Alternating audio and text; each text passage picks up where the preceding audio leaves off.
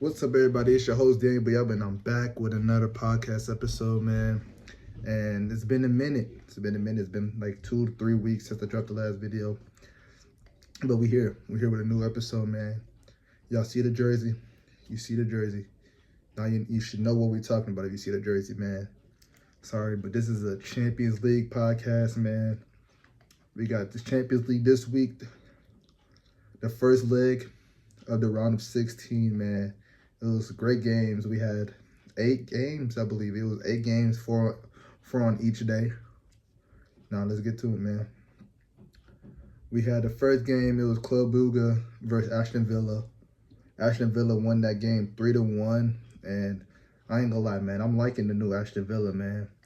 During the January transfer market, they went and grabbed in 2 elite forwards, attackers. They grabbed Marcus Rashford from Manchester United.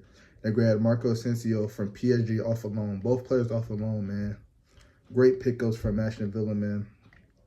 Aston Villa's been struggling a little bit in the not Champions League, my bad. In the Premier League right now. Aston Villa. They are in 10th place in Premier League, and they're in the round of 16, probably going to go to the quarterfinals of the Champions League, man. They won 3-1. Quick 3-1 goal from Leon Bailey early on. And then they closed it out at the end with the own goal by Club Brugge. How you pronounce it? Like Brugge. And then Marco Asensio scored on the penalty.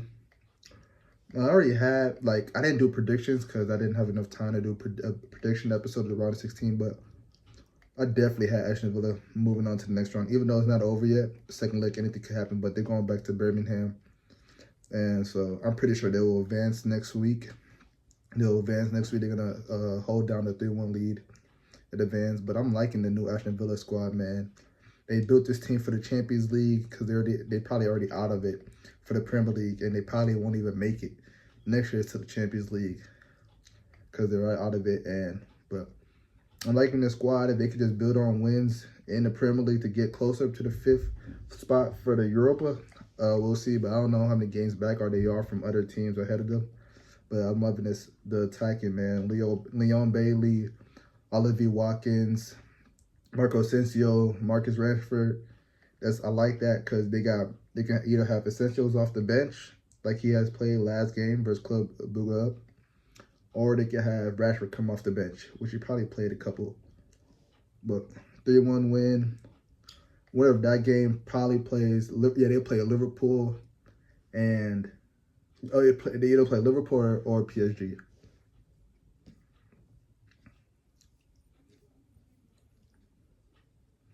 Second game, we could talk about PSV versus Arsenal, man. And boy, I could say I was surprised with Arsenal's performance, man. 7-1, 6 different scores, man. I was surprised. I had Arsenal winning, of course, but to dominate like that, 7-1, they don't even have to play their guys in the second leg back at Emirates. They don't gotta play nobody, man. They really don't. Odegaard, he's been amazing on the midfield, man. Tussar, he scored 1. Odegaard scored 2. Monero, Ethan scored. Ethan stepped up since Saka's been gone. Timber, the defender, he's been amazing as a defender. But man, I was really surprised with the 7-1 scoreline, man. Honestly, 7-1 at away from home in the Netherlands. God, that's surprising. That's really surprising. But if they could get their guys back for this next round, that would be nice for them. It would be a huge upgrade. Saka's looking to come back. I saw his thigh injury. He should be back around April. Gabriel Martinelli, he should be back around April. So man, if they get him back for April, man, they should be fine. I mean, I wouldn't say fine because, you know, they got to play against the Madrid, either Atletico Madrid or Real Madrid. Gabriel Martinelli and Saka back, they're low-key kind of out of the race for first place in the Prem League, man. They tied a lot of games. They lost a couple games, man. But if you can get them right, man, it depends. It depends. If they play Atletico, I could see them probably beating Atletico. They could just control that midfield. They have Odegaard controlling that midfield. They could probably beat Atletico with Saka and Gabriel Martinelli back. But Real, that's going to be another tough task. It's going to be a tough task to be Real. But 7-1 was really impressive. I can say that. They had 15 shots, 8 on target, 7 goals. That's impressive, especially on the road.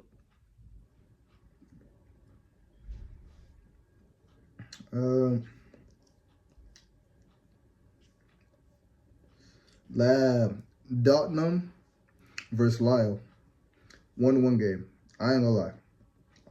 I didn't pay too close attention to this game because I was watching the Madrid derby. And one thing about me, I don't like ties in football. I don't. If it's a tie, I don't watch the highlights. But I see it was a 1-1 draw.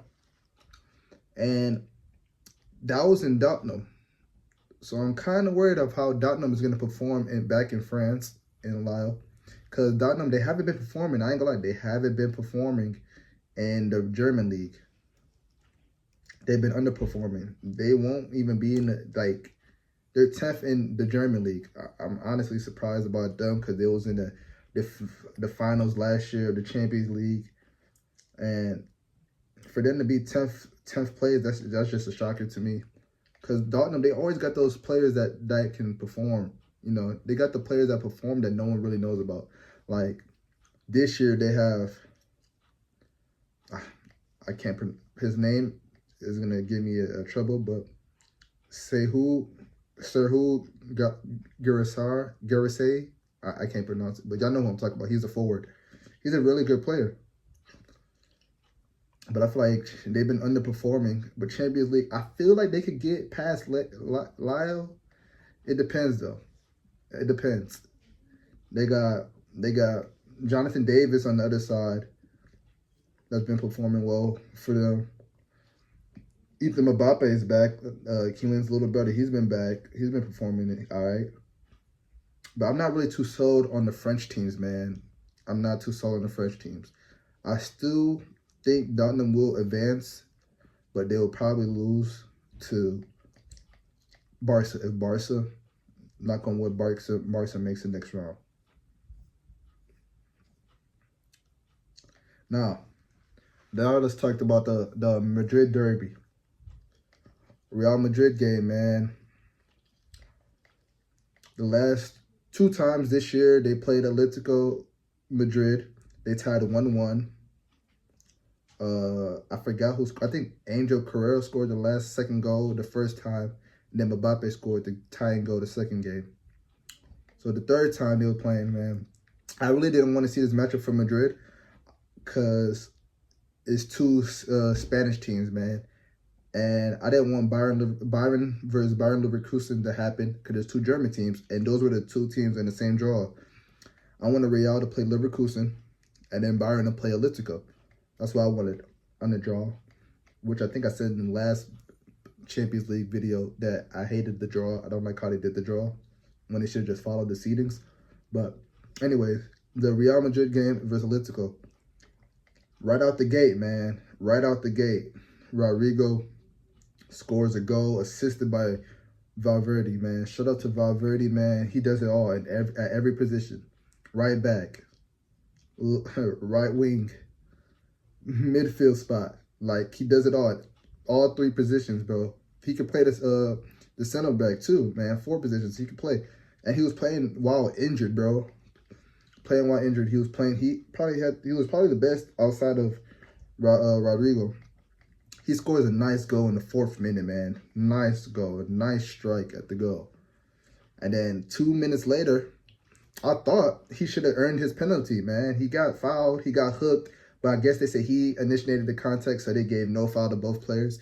But I thought it could have been a penalty a quick 2-0 with Vinicius or Mbappe scoring at the box. I thought it could have been a quick 2-0. And then after that, bro, Real Madrid, bro, they scored early. They conceded They scored early. Atletico Madrid conceded a goal early. And I thought Madrid would keep pressing forward because they at the crib, man. They kept pressing forward. But they just couldn't get the ball inside, man. Vinicius and Mbappe had a rough game. I ain't gonna lie. They had a rough game. They had a rough game. They just couldn't get... I don't even know how many shots they really got up, like, on target. How many shots target did they get up? Mbappe had... Oh, my God. They ain't gonna show it. They ain't gonna show it. Wow, Mbappe didn't have a great game. I'm telling you, he hasn't been in form since he got his tooth taken out. That's what Carlito been saying, that he hasn't been in straight form. Vinicius hasn't been in form too, but I know Vinicius will step up when it's time, and this is time. The second leg is going to be really interesting, going back to Atletico's home field, because it's crazy. They just taking down the street trips. But Julian Alvarez, man. His goal, man. His goal was nice, man. His goal was nice. Camavinga tries to steal off of him. He gets off Camavinga. Then he shoots. The way the ball curved in back of the net. Like, it was no way Courtois was stopping that, man. There was no way he was stopping that. Like, you can't even be mad at that goal. As a Madrid fan, as a Real fan, you can't even be mad at that goal. That was a beautiful shot. It was just a beautiful shot. Beautiful shot. Can't even be mad at that. 1-1, I'm looking like, dang. They got the advantage. Like, they scored it before half. They scored with probably like the 32nd minute. All right, we're going to halftime.